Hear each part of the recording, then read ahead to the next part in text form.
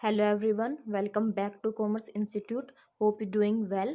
So learners, आज का हमारा टॉपिक है consumer equilibrium indifference curve analysis. Means indifference curve की सिचुएशन में एक कंज्यूमर कब इक्विलिब्रियम में होता है। कंज्यूमर इक्विलिब्रियम आपके यूजीसी नेट जेआरएफ कॉमर्स के एग्ज़ाम में बहुत इंपॉर्टेंट टॉपिक दिया गया है। साथ ही साथ ये बीकॉम और एमकॉम के सिलेबस में भी डिस्कस किया गया है। So let's get started without wasting any time. What is the indifference curve and budget line? इन दोनों से रिलेटेड वीडियो हमने अपने चैनल पर पहले ही अपलोड की करती है। अगर आपने अब तक उन वीडियोस को नहीं देखा है so just go to the channel and check that videos. तो व्हाट इज कंज्यूमर इक्विलिब्रियम? कहते the consumer is in equilibrium when he gets maximum satisfaction with his given income and the market price of commodities। मतलब एक consumer उस situation में equilibrium में होता है जब उसको एक स्पेसिफाई दी हुई इनकम और कमोडिटीज़ के प्राइस जो मार्केट में दिए हुए हैं उन दोनों से मैक्सिमम सेटिस्फैक्शन मिलता है। फॉर एग्जांपल, अगर एक कंज्यूमर किसी टाइम पर 1000 रुपीज़ अर्न करता है और उसमें वो कुछ कमोडिटीज़ को कंज्यूम करता है, तो इन दोनों चीज़ों के साथ अगर उसको मैक्सिमम सेटिस्फैक्शन मिलता है तो इसका मतलब एक कंज्यूमर इक्विलिब्रियम में होगा। Hope this is clear. So let's discuss about assumption. अब अजम्पशंस क्या है? अजम्पशंस का मतलब है कि इस क्राइटेरिया को डिस्कस करने के लिए हम कुछ बातें एक कंज्यूमर से रिलेटेड वो पहले से मान कर चलते हैं कि कंज्यूमर को इन जो क्राइटेरिया हैं उनसे फुलफिल होना पड़ेगा।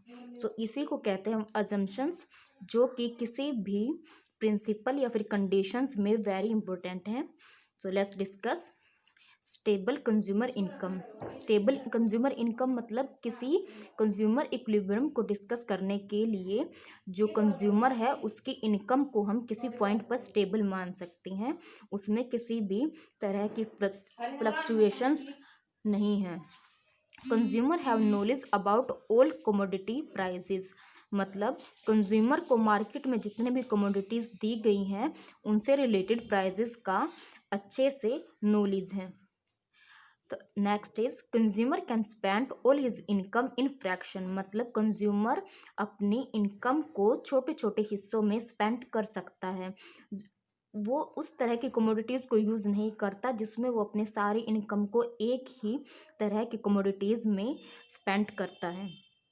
Consumer is rational. Consumer is rational का मतलब है कंज्यूमर अपनी कमोडिटीज़ को परचेज या कंज्यूम करते समय पूरे सोच विचार से या ज़्यादा से ज़्यादा सेटिस्फेक्शन लेने के लिए अपनी मनी को जो है स्पेंड करता है। वो किसी भी तरह की इरेशनल या फिर किसी भी तरीके के इफ़ेक्ट में आकर जो कमोडिटीज़ को कंज्यूम नहीं करता, वो बिल्कुल रैशनल तरीके से अपनी बाइंग प्रोसेस को करता है।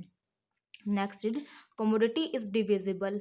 मतलब कंज्यूमर इस तरह की कमोडिटीज़ को कंज्यूम करता है कि वो उनको छोटे छोटे हिस्सों में डिवाइड कर सके, ना कि इस तरह की कमोडिटीज़ को कि जिसको वो छोटे छोटे हिस्सों में डिवाइड ना कर सके। Consumer have full knowledge about IC curve. Consumer को आईसी कर्व से रिलेटेड पूरी नॉलेज है।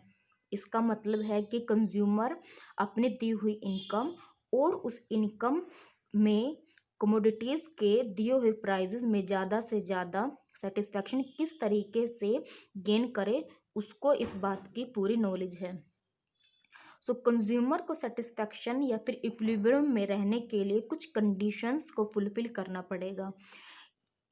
तो let's discuss about what is the conditions of consumers equilibrium. Consumer को इक्विलिब्रियम में रहने के लिए दो कंडीशन को फुलफिल करना इम्पोर्टेंट होता है। First is budget line should tangent to IC curve. मतलब कंज्यूमर की जो बजट लाइन है, फॉर एग्जांपल अगर कोई consumer A B budget line पर 100 रुपये अर्न करता है और आईसी कर्व IC1 उसके टेंजेंट है, तो इस कंडीशन में जो कंज्यूमर है उसको मैक्सिमम सेटिस्फैक्शन मिलेगा। अब ऐसा क्यों होगा? क्योंकि इसका मतलब है कि एक कंज्यूमर उसके दी हुई इनकम और कमोडिटीज़ के दिए हुए प्राइस दोनों में परफेक्ट बैलेंस बना रहा है। अगर ऐसी सिचुएशन ना हो, मान लो कंज्यूमर IC1 कर्व पर लाई करने की सोच रहा है, लेकिन वो ऐसा नहीं कर सकता क्योंकि IC2 कर्व पर जाने के लिए कंज्यूमर को अपनी इनकम को क्या करना पड़ेगा, बढ़ाना पड़ेगा, जो कि हमने अजम्पशंस में डिस्कस किया है कि हम किसी पॉइंट पर कंज्यूमर की इनकम को स्टेबल मानते हैं, इसीलिए एक कंज्यूमर IC2 कर्व पर नहीं जा सकता। अगर कंज्यूमर IC3 कर्व पर जाना चाहे तो वो जा सकता है क्योंकि वो उसकी बजट लाइन के अंदर है, लेकिन कंज्यूमर इस बजट लाइन के अंदर वाले IC3 कर्व पर जाकर IC1 कर्व से कम सेटिस्फैक्शन लेगा। ऐसा क्यों है? क्योंकि इट इज़ द प्रॉपर्टी या फिर is the feature of IC curve कि उसके जो अलग अलग कर्व हैं उनमें अलग अलग सेटिस्फैक्शन का लेवल एक कंज्यूमर को मिलता है। सो इसके लिए आपको IC कर्व से रिगार्डिंग सभी नॉलेज होना बहुत इम्पोर्टेंट है। अगर आपने इस कर्व से रिलेटेड अपनी रीडिंग कंप्लीट नहीं की है तो प्लीज़ आप पहले उनको करें, तब आपको ये टॉपिक क्लियर होगा। Next is IC curve must be convex to the origin. मतलब AB बजट लाइन पर अगर कोई कंज्यूमर IC1 कर्व पर लाई करता है तो एक कंज्यूमर को मैक्सिमम सेटिस्फैक्शन मिलेगा। अगर कोई कंज्यूमर IC1 कर्व से नहीं बल्कि IC2 कर्व पर लाई करता है तो उसको मैक्सिमम सेटिस्फैक्शन नहीं मिलेगा। ऐसा क्यों होता है? क्योंकि हमने प्रॉपर्टीज़ में पढ़ा कि IC कर्व हमेशा कॉन्वेक्स टू द ओरिजिन होता है।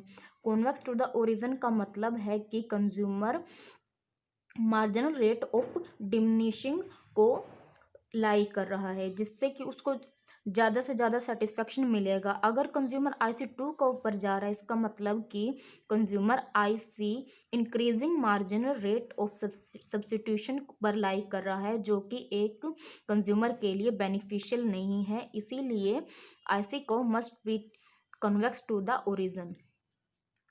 ये दो कंडीशन है जो एक कंज्यूमर को इक्विलिब्रियम में रहने के लिए ज़रूरी है कि वो उनको फॉलो करें।